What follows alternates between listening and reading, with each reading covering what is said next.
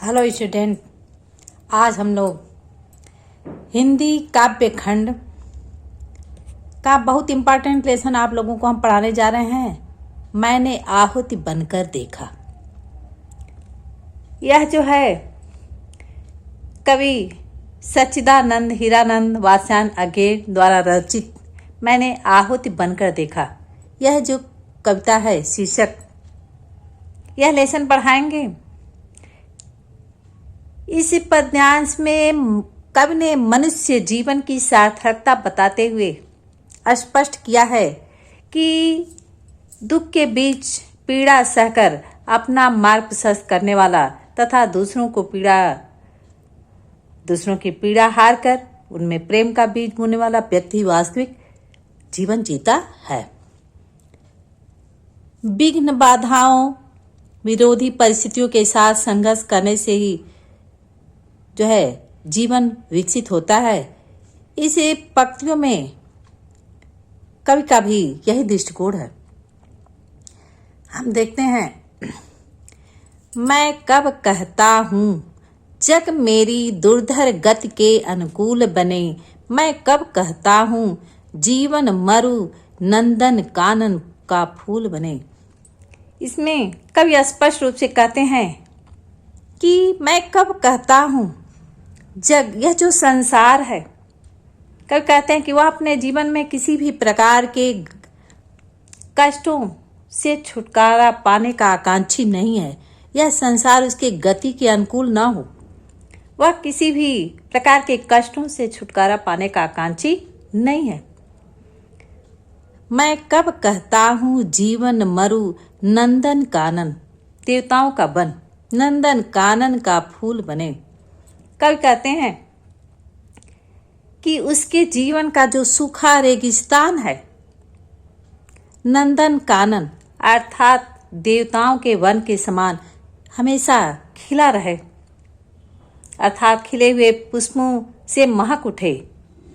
वह यह नहीं चाहता है, बल्कि वह चाहता है कि वह अपने जीवन में दुखों एवं कष्टों का आकांक्षी है। वह चाहता है कि हमारे जीवन में दुख और कष्ट आए ताकि हम आगे बढ़ सकें। कांटा कठोर है तीखा है, उसमें उसकी मर्यादा है। जिस प्रकार जो कांटा होता है, कभी कहते हैं जिस प्रकार कांटे की श्रेष्ठता उसके तीखा है, तीखेपन में होती है, नुकीलेपन में होती है, कठोरपन में होती है। यदि कांटा मुलायम हो उसकी मर्यादा समाप्त हो जाएगी। तो कभी कहते हैं कि जिस प्रकार कांटे की श्रेष्ठता उपवन के तुच्छ फल में परिवर्तित हो जाने से नहीं, बल्कि उसके कठोरपन और तीखेपन में होती है। उसकी मर्यादा, उसकी प्रकार जीवन की सार्थकता भी संघर्ष एवं दुखों से लड़ने में होती है। मैं कब कहता हूँ वह घटकर प्रांतर का ओछा फूल बने। कब कहते हैं कि मैं यह नहीं चाहता, मैं कब कहता हूँ मैं यह नहीं चाहता कि वह युद्ध भूमि से बिना लड़े घटकर प्रांतर का ओछा फूल बने। मैं यह नहीं चाहता कि वह एक ओछे फूल की तरह मुलायम और मेरा जीवन सुखमय हो, बल्कि मेरे जीवन में संघर्ष आए। मैं कब कहता हूँ मुझे युद्ध में कहीं न तीखी चोट मिले। कवि कहते हैं कि उसने कभी ऐसी चाह नहीं की है, उसकी यह इच्छा नहीं है कि वह युद्ध भूमि में उसे चोट न मिले, युद्ध भूमि में बिना चोट खाए आ जाए, लौट आए। क्योंकि रण में खाई चोटें तो योद्धा का श्रृंगार होती है। यदि योद्धा जो है युद्ध भूमि में चोट ना खाए तो उसका श्रृंगार नहीं हो सकता। योद्धा का श्रृंगार जो है युद्ध भूमि में चोट खाने से होती है।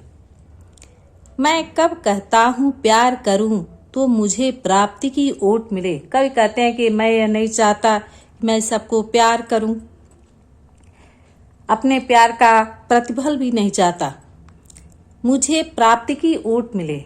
वह विश्व विजेता बनना नहीं चाहता है, वह दुनिया की वैभव सुख सुविधाओं का आकांक्षी भी नहीं है। मैं कब कहता हूँ विजय करूँ मेरा ऊंचा प्रासाद बने। कभी अपने जीवन में इतना महान भी नहीं बनना चाहता है, हमेशा विजय और सफलता की कामना नहीं करता है। वह कहता है कि मैं ये नहीं चाहता कि लोग हमेशा उसका जो है विजय हो और सब लोग उसका जो है प्रशंसा करें, उसकी प्रशंसा करें। या पात्र जगत की श्रद्धा की मेरी धुंधली सी याद बने। कब कहते हैं कि वह यह नहीं चाहता है कि सभी लोग उसे श्रद्धा से देखें, सम्मान की दृष्टि से देखें, सब लोग उसका आदर करें, प्रशंसा करें या सम्मान के भाव से उसे देखें। वह यह भी नहीं चाहता कि वह उसका जीवन जो है मेरी धुंधली सी याद बने, अर्थात उसके द्वारा किए गए धुंधली सी याद, अर्थात उसके द्वारा किए गए कार्यों का सब लोग याद रखें, सब लोग उसकी प्रशंसा करें, उसे आलोचना न सहनी पड़े। पथ मेरा रहे प्रशस्त, सदा क्यों बिकल करे यह चाह मुझे। कवि कहते हैं कि सफलता एवं जो है श्रेष्ठता, पथ मेरा रहे प्रशस्त, हमारे मार्ग में कभी कठिनाइयां न आए। उसकी यह कामना नहीं है कि उसके मार्ग में कभी कठिनाइयां न आए, उसका मार्ग हमेशा खुला रहे, कभी उसके जीवन में दुख न आए। क्यों बिकल करे यह चाह मुझे, मेरे मन में यह इच्छा नहीं है। नेतृत्व न मेरा छिन जावे, क्या इसकी हो परवाह मुझे।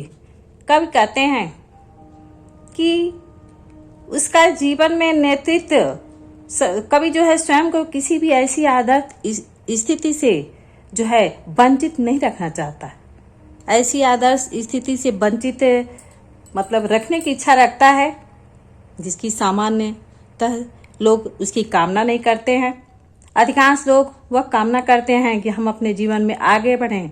वह स्वयं को अपने जीवन को एक ऐसे सामान्य व्यक्ति के जीवन के रूप में जीने के लिए प्रस्तुत करना चाहता है। वह दूसरे की चिंता के लिए, दूसरे की दुख और सुख को समझने का प्रयास करता है, वो जो अपने देश एवं समाज के हितों की पूर्ति करने में काम कर सके। स्टूडेंट, इसमें से आप लोगों को एग्जाम में 5 क्वेश्चन आते हैं। 5 क्वेश्चन रहेगा, 5 जो है 2-2 नंबर के 5 क्वेश्चन आएंगे। एनसीईआरटी पैटर्न पे आपको आता है। इसमें से आपको आ जाएगा, मान लीजिए आ गया कि प्रस्तुत पद्यांश के रचनाकार और रचना का नाम लिखिए, तो आपको लिखना होगा प्रस्तुत पद्यांश के रचनाकार सच्चिदानंद, हीरानंद, वात्स्यायन अज्ञे जी हैं और रचना का नाम मैंने आहुति बनकर देखा। मान लीजिए आ गया, रेखांकित अंशों की व्याख्या कीजिए।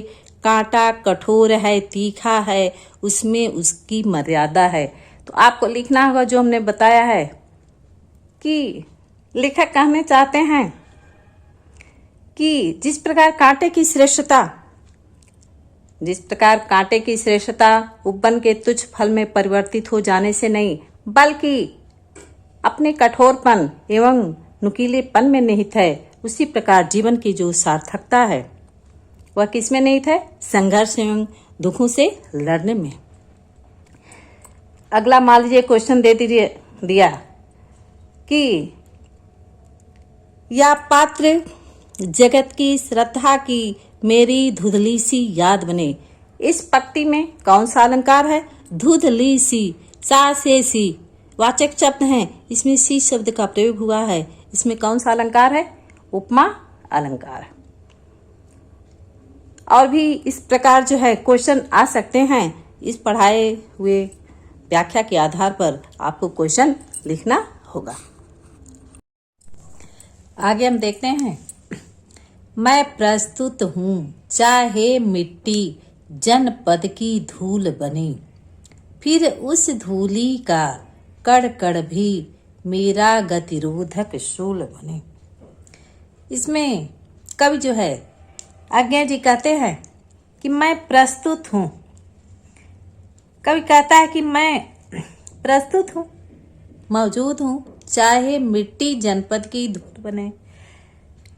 कवि कहते हैं कि मुझे अपने जनपद अर्थात अपने क्षेत्र की धूल बन जाना स्वीकार है। भले ही इस धूल का कड़ कड़ भी मेरा गतिरोधक सूल बने, भले ही उस धूल का प्रत्येक कण मुझे जीवन में गतिरोधक बने, मेरे जीवन में आगे बढ़ने से मुझे रोके, मेरे लिए पीड़ादायक बन जाए। इस प्रकार यहाँ कष्ट सहकर भी क्या करना चाहते हैं? मातृभूमि की सेवा करने या उसके काम आ जाने की इच्छा रखते हैं। अपने जीवन का रस देकर जिसको यत्नों से पाला है, क्या वह केवल अवसाद मलिन झरते आंसू की माला है। कवि कहते हैं कि हम अपना कर्तव्य समझकर, अपने जीवन का रस देकर, हम अपने कर्तव्य समझकर जिसको यत्नों से पाला है, जिसका पालन पोषण करते हैं, जिस पर अपना सब कुछ न्यौछावर कर देते हैं, क्या वह केवल अवसाद मलिन। कवि कहते हैं कि यत्नों से पाला है अर्थात हम सब कुछ न्यौछावर कर देते हैं, श्रम त्याग आत्मीयता का भाव रखते हैं, क्या वह केवल अवसाद मलिन झरते आंसू की माला है। क्या प्रश्नवाचक चिन्ह है। कवि कहते हैं कि आत्मीयता, हम उसके प्रति आत्मीयता रखते हैं, लेकिन क्या केवल दुख उदासी और अश्रु के रूप में यह कदापि प्राप्त नहीं हो सकता। अर्थात हमें कर्मों के परिणामों की चिंता छोड़ सदा कर्तव्य पथ पर आगे बढ़ते रहना चाहिए, क्योंकि जो परिणाम होता है वह अंततः सकारात्मक होता है। आंसू की माला है, प्रश्नवाचक चिन्ह है। कभी कहते हैं कि अंत में जो परिणाम होता है वह सकारात्मक ही होता है। वे रोगी होंगे प्रेम जिन्हें अनुभव रस का कट प्याला है। कभी कहते हैं कि वे रोगी होंगे, कभी कहते हैं कि वे रोगी होंगे, अर्थात प्रेम को जीवन के अनुभव का कड़वा प्याला मानने वाले लोग सकारात्मक दृष्टि नहीं रखते होंगे। अनुभव रस का कट प्याला है, जो सकारात्मक दृष्टि नहीं रखते होंगे वे रोगी होंगे, वे मानसिक रूप से विकृत होते हैं, वे मुर्दे होंगे प्रेम जिन्हें सम्मोहनकारी हाला है। उसी प्रकार उनके लिए प्रेम चेतना लुप्त करने वाली मदिरा के समान है, मदिरा के समान है, सम्मोहनकारी हाला है। उनके लिए जो है, जिनके लिए प्रेम चेतना लुप्त करने वाली मदिरा है, क्योंकि ऐसे लोग प्रेम की वास्तविक अनुभूति से अनभिज्ञ होते हैं। वास्तव में प्रेम तो मानवीय चेतना का संचार करने वाली क्या है, संजीवनी बूटी के समान। मैंने विदग्ध हो जान लिया, अंतिम रहस्य पहचान लिया।